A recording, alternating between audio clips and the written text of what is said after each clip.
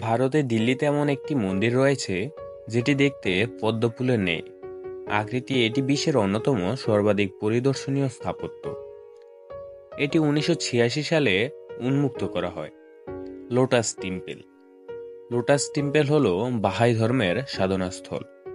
বাহাই ধর্ম সম্পর্কে খুব অল্পই জানা গেছে। বাহাই হল বিশ্বের নবীনতম ধর্ম। এ মন্দিরে সকল ধর্মের ব্যক্তিদের প্রবেশের অনুমতি রয়েছে। লোটাস মন্দির ভারতীয় স্থাপত্য শৈলীর সঙ্গে তাল মিলিয়েই পরিকল্পনা করা হয়েছে।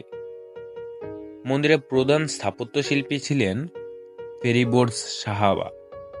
যখন মন্দিরের কর্তৃপক্ষ প্রশ্ন করা হয় মন্দিরের আকৃতি পদ্ম ফুলের ন্যায় কেন, উত্তরে তারা বললেন, পদ্ম ভারতীয়দের কাছে পবিত্র রূপে গৃহীত হয়ে আসছে।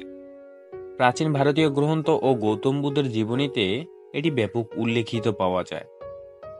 ভারতীয় পুরাণ অনুযায়ী পদ্মফুল হল সৃষ্টিকর্তা ঈশ্বর ব্রহ্মার আসন স্থান। পদ্মফুলের প্রতি ভারতীয়দের অনেক শ্রদ্ধা।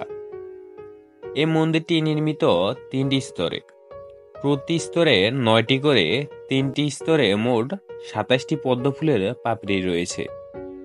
লোটাস মন্দিরটিকে জলের উপরে ভাসমান আকৃতিতে রাখার জন্য মন্দিরটির চারপাশে 9টি বিশাল পুকুর কাটা হয়।